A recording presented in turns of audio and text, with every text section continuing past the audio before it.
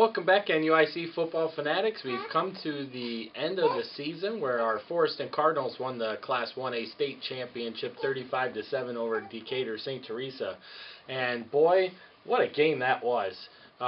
You had a lot of St. Teresa folks talking earlier in the week about how they're dropped down into 1A. If they're going to win state, this is the year they're going to do it because they know they go back up to Class 3A after this year with their multiplier back intact. But on the other hand, they really thought that with Jacardi Wright and Zach Jarrett, they were really going to run all over Forreston's defense. And really, Forreston's defense kind of held that in tune. Well, you could really see that, especially during the press conference, post-game press conference, when had a couple of reporters asking Jacardia, were you surprised they stopped me? And he was just at a loss for words. I mean, that was no doubt the best defense that St. Teresa had seen up to this point in the year, and proved to be too much for him. Yeah, I mean, he had made the comment, and I really think the kid is a nice kid, talking to him on the way up. But he had made the comment that Forreston had gotten really lower than he could get. They were very fast and very physical, and it was totally a different aspect of a defensive football team that they weren't expecting. Right, maybe a little harder hitting team too. I mean, we saw that Forreston really started to wear them down as the game went on. As you could just see where Forreston was really wearing down the St. Teresa defense late in the first half, and then of course getting the ball back at halftime, and then having that long drive that they took down the field and capped off by Matt Aiken's 2-yard touchdown run, which really put a exclamation point on that drive. I mean, the way he had to fight for the yardage to get in. The only thing that I could see where Forreston went wrong most of the day was going for two in that situation. Yeah, we had talked about it a little bit. I think St. Teresa had an encroachment penalty, which moved Forreston a little closer to the goal line. And I said, well, here comes the two-point conversion, jokingly. Well, sure enough, Didick ran his kicker back to the sidelines, and they went for two, and they were stopped. Other than that, you can just cap that off with their drive that really was stopped at the goal line following that, which had could have been a big momentum switch. Luckily, they had a penalty on the return. Yeah, I mean, it was 20-7 at that time, and you saw Forreston getting ready to drive in for that final touch, or not for the final touchdown, but for a touchdown to take a 3-score lead. Ultimately to really put the nail in the coffin, so to speak. But Hunter Dawes on 4th and 1 had a exchange missed with Aikens there. The ball popped out. St. Teresa recovered it, returned it back to the Forest and 35. Yeah. But yeah, that holding penalty negated it back, and then lo and behold, what Forreston did all game long was play defense. I mean, if you look at it, they gave up 180 yards in the first half. Well, they finished the day giving up 231 yards. So they only gave up 51 yards in the entire second half. So, I mean, that really tells you what they did defensively in that game. Right. And to back up just a little bit more, you almost wondered what was going on with Decatur St. Teresa, because their opening drive had 4th down on their own 36, and they thought that they would be able to go for it. Forreston didn't score on that, but you kind of got that sense of disrespect almost, that, okay, we can go for it, and if we don't, we'll stop them. But, we should get this because we think we can run over Forreston, and that just wasn't the case. Right, and really, what really set the tone of that game, too, in my opinion, just from watching, you got the couple exchanges of turnover on downs, and Forreston had a punt in there in their first 3 drives. But Forreston making that stop when the ball was 2nd and 1 at the 2nd and goal at the 1-yard line. Yeah. And then they stopped him and pushed him back 3 yards on consecutive plays. And then, of course, that subsequent drive, that was the drive that they were forced to punt.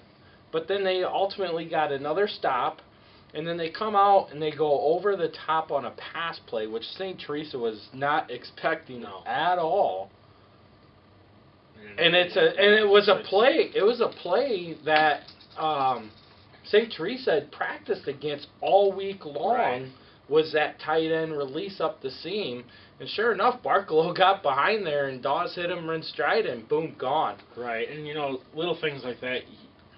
A lot of it has to do with coaching. And we talked, they could have had a better game plan. Even the second half, after St. Teresa had really abandoned the run at this point, multiple passes plays, and if they'd have thrown in a run off to the left side, they might have had a little more success in the second half. Well, and you look at Fike, okay, for instance, he was 13 of 16 at one point in the first half. I mean, he threw for almost 170 yards there in the first half. But in the second half, he finished the day 19 of 40 for 209 yards. So, Really at the end of the day, at the last part of the day, he finished 5 for 13. I mean, I do feel that they abandoned the run too early, especially with the dynamic offense that they did have. I felt that they could have potentially given Forreston a better game, but really at the start of the second half, you could just see where Forreston's conditioning really took over in that ball game. Right, and they really did abandon the run even before halftime when they shouldn't have. It was one score game. You're right in it. Granted, Forreston was getting the ball at the half, but it's something that they abandoned too soon. And ultimately, a few play calls difference. You never know what could happen, but Forreston won the game, so hats off to them.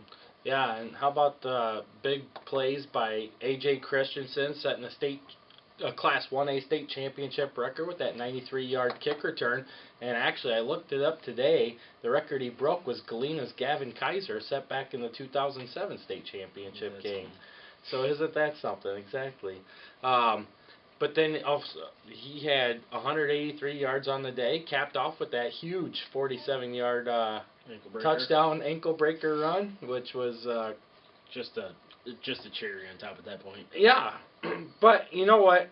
I will give St. Teresa respect because they came in the game and you could see where they were coming out definitely confident, which is what you want to be. But I think it was almost borderline too confident or cocky to the point. Just the waves, from the big linemen, waving back to the Forreston team as they're taking the field before the starting lineups are announced. We mentioned it to each other.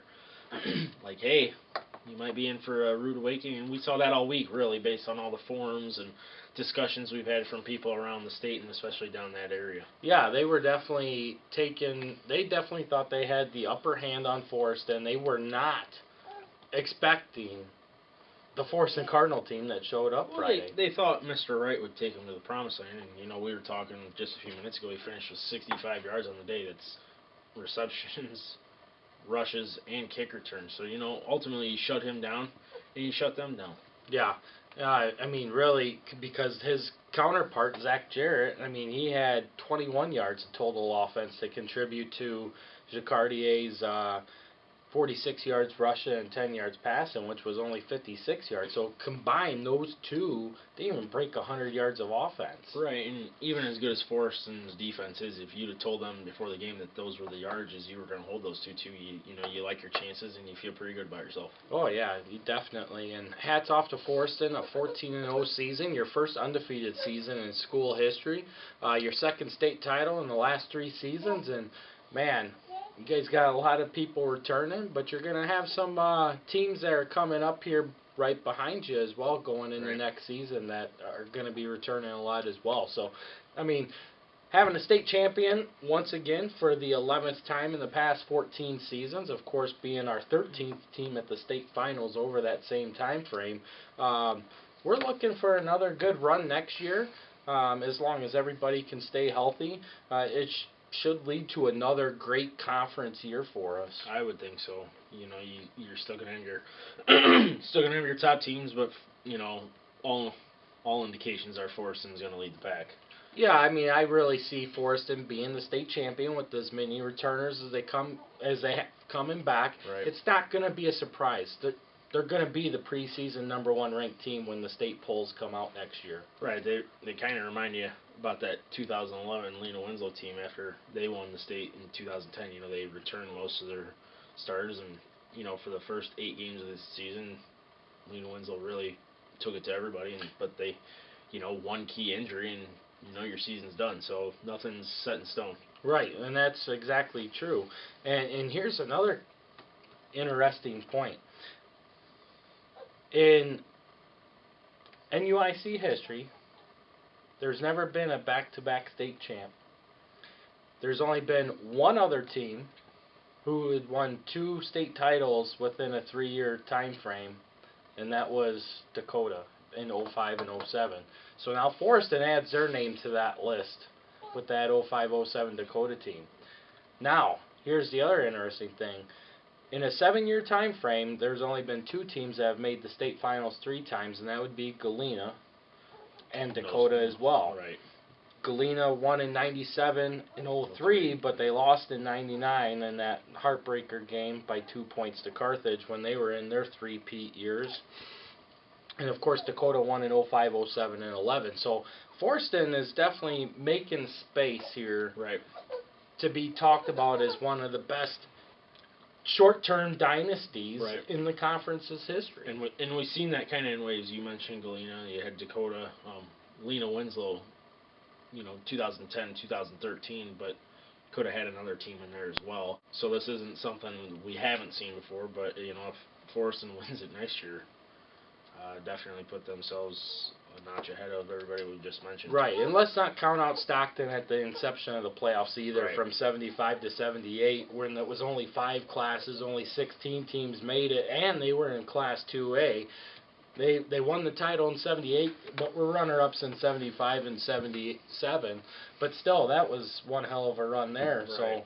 So see what happens. Yeah, Forreston's is going to have the target on their back, which I'm sure they are expecting, but they need to embrace it. So can't wait for next season to begin. It's nice to have a little break now that the season's over, though, after 16 plus weeks. We got our site started, our Facebook site started back in April. That really took off. Yeah, it did. You take a look at how many people we had following us coming into the first week of August, and it was only at 98 people. And then slowly it grew. In week 1, we really hit a big margin. I mean, after we had added our Twitter account and our website, now we were doing recaps, we jumped up to 460 people in a 3-week time period. Lo and behold, every week we keep growing and growing and growing. And as of today, between Facebook and Twitter, we have 1,587 people following us. So we really want to say thank you to all of you out there that watch us, who follow us, who interact with us on Facebook and Twitter, who read our recaps on our website. We want to thank you for really showing us a lot of support that we really needed, to help us not only be confident in what we were doing, but to also bring you guys the coverage that our conference deserves, that a lot of you have expressed to us as part of your thanks for us doing this as well. Right, and a part of that was being able to get our media sideline passes. So obviously working with all the athletic directors and the state people that allowed us to get media passes in Champaign to cover the state game. A lot of what we do wouldn't be possible without that. I mean, we could always take stats in the stands, but realistically you're not going to get what we were able to get, which ultimately affects our recaps. So without that, a lot of this isn't possible.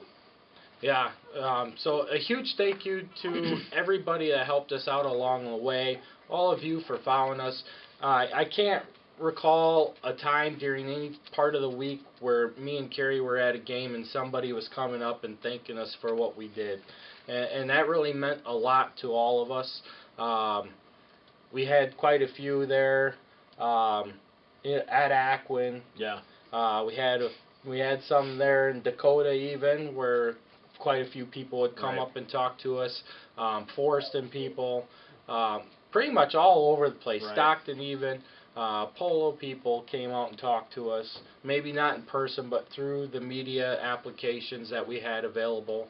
So it was a little overwhelming to begin with at first. We weren't sure how everybody would take it, but after we got comfortable with it and the feedback that we received, it was pretty easy going forward. Right, and to look a little ahead to next year, I mean, we still have a lot of schools that we weren't covering this year because we tried to cover the best games. You know, hopefully going forward, we're able to go to a few more schools, which will ultimately help us grow a little bit, I feel. So that's something positive we can look forward to as well.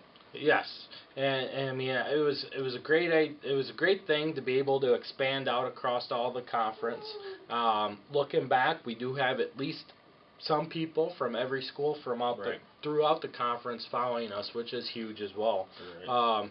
And hopefully that support continues to grow. And like we said, I mean, we just cannot thank you enough for all of that. So huge thank you for everybody. We look forward to coming back next season to bring you the same things that we brought you this season.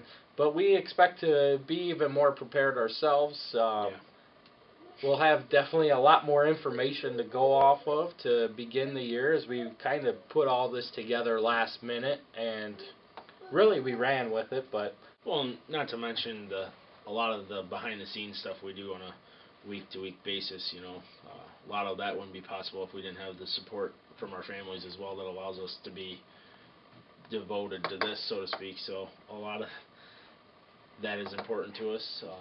You know, realistically, the amount of time we spend on this during the week, you know, you don't generally see, but it's crucial to what we do, so we're thankful that we have support there as well. Yeah, and I mean, I would really like to say thanks to Carrie as well.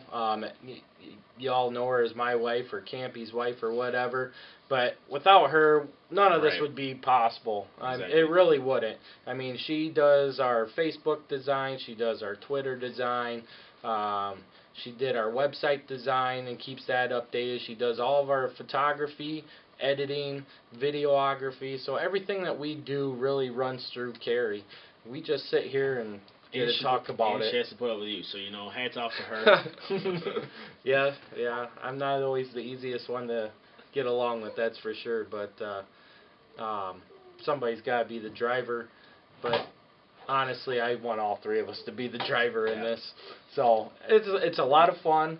It does take a lot of time out of our ways, but it's something that we really appreciate and do. And actually, it's our passion, so we really enjoy it. Right, and just a few numbers on the season. Between the two of us, we covered 23 games. Next year, I think that'll grow because we did a lot of three-man group coverage. It's easier to do that in the playoffs when you have less teams playing, but we were in Dakota all together a couple of weeks, 2 games this year, so ultimately that cut down on our games, and between the two of us, traveled a little over 1,700 miles, so we took in a few games, so hopefully that grows next year, a few more miles as we get further west, you know, East Dubuque, Galena, River Ridge, Warren, you know, that way a little bit, so can only go up from here. That's impressive, 1,700 miles. Good gosh. Never would have thought that, but it was blessed. So, we look forward to seeing you next year. As always, root for the NUIC.